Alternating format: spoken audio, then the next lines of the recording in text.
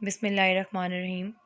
Students, आज हम chapter number 5 class 9 biology का टॉपिक लेकर आई हूँ आपके लिए।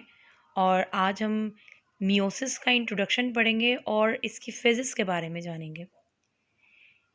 बेटा, मियोसिस माइट ये भी एक सेल डिवीजन ही के टाइप है, लेकिन माइटोसिस में आपने देखा कि नंबर ऑफ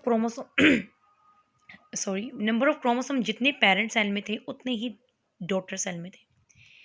लेकिन आप ये स्केच देख सकते हैं कि इसमें नंबर ऑफ क्रोमोसोम अगर पेरेंट सेल में 46 हैं तो number of chromosome daughter cell में हाफ रह जाएंगे। मियोसिस का वर्ड ही टू मेक स्मॉलर, ये ग्रीक वर्ड है, मियोन से वर्ड ये निकला है, जिसका मतलब है टू मेक स्मॉलर। उसके बाद से इसका मतलब है कि reduction in a chromosome number, यानी कि नंबर ऑफ क्रोमोसोम रिड्यूस हो जाते हैं, कम हो जाते हैं 46 से 23। बेशक 4 बने लेकिन नंबर ऑफ क्रोमोसोम हाफ रह जाते हैं। अब ये क्यों ज़रूरी है?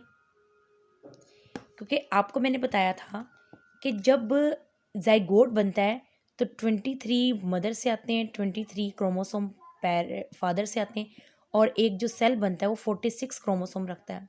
ये एक जाइगोट बना। अब अगर ये 46 ही होते तो फिर तो ये 92 हो जाते हैं। तो नंबर ऑफ क्रोमोसोम मेंटेन रखने के लिए ये जो मियोसिस है ना, ये मियोसिस बेसिकली जो जर्म सेल्स हैं सिर्फ उनमें होती है। याद रखिएगा, शुरू में बात हम कर चुके हैं कि जो जर्म लाइन सेल्स, ऐसे सेल्स जो कि रिप्रोडक्शन में इन्वॉल्व होते हैं, उनमें होती है। इसकी डेफिनेशन देख लें। Meiosis is the process by which one diploid eukaryotic cell, और मियोसिस सिर्फ यूकैरियोट्स में होती है, प्रोकैरियोट्स में नहीं होती। प्रोकैरियोट्स में तो माइटोसिस भी नहीं होती। उसकी वजह हमने बता दी थी, क्योंकि उनमें प्रॉपर न्यूक्लियस नहीं होता। प्रॉपर न्यूक्लियस नहीं होता तो स्पिंडल फाइबर्स नहीं बनते, माइटोटिक अपरेटस नहीं बनता, तो माइटोसिस नहीं होती।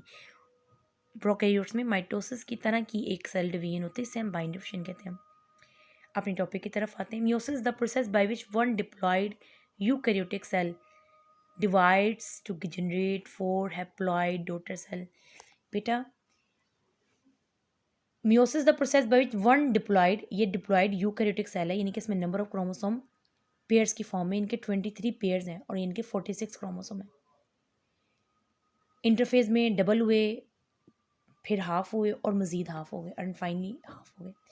तो नंबर ऑफ क्रोमोसोम डिप्लॉयड जो सेल था, जब वो डिवाइड हुआ तो वो हैप्लॉयड में तकसीम हो गया। 4 हैप्लॉयड डॉटर सेल में, 1 डिप्लॉयड और यूकैरियोटिक सेल है। प्रोकैरियोट में मियोसिस नहीं होती। मियोसिस के प्रोसेस से गुजरा तो फाइनली 4 हैप्लॉयड सेल में तकसीम हो गया, यानी कि रिडक्शन ऑफ क्रोमोसोम। अब इसमें 46 में क्रोमोसोम पेयर की फॉर्म में इनके 23 पेयर हैं, और इसमें पेयर की फॉर्म में नहीं है बल्कि अलग अलग हैं, यानी कि सिर्फ 23 क्रोमोसोम है।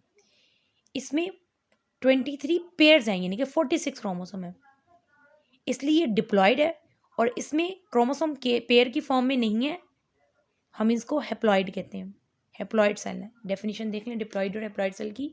अक्सर स्टूडेंट्स को कंफ्यूज हो जाते हैं इस मामले में। The cell in which chromosome are in pairs, हम उसको कहते हैं डिप्लॉयड सेल। होमोलोगस क्रोमोसोम से मुराद है कि जो क्रोमोसोम है वो पेयर्स की फॉर्म में और बिल्कुल एक जैसे हैं। ये देखें, ये 2 क्रोमोसोम है लेकिन एक पेयर है। होमोलोगस इनकी बिल्कुल एक जैसा है, बिल्कुल एग्जैक्ट एक दूसरे की कॉपी है, इसलिए हम इनको होमोलोगस क्रोमोसोम कहते हैं। हैप्लॉयड सेल कौन से? The cell in which number of chromosome are not in form of pair, ठीक है, तो उसे हम हैप्लॉयड कहते हैं। हैप्लॉयड सिंगल, हाफ रह जाना, ठीक है, रिड्यूस हो जाना। ये आप स्केच ओवरऑल देख लें इसका मियोसिस का। अब इसके हम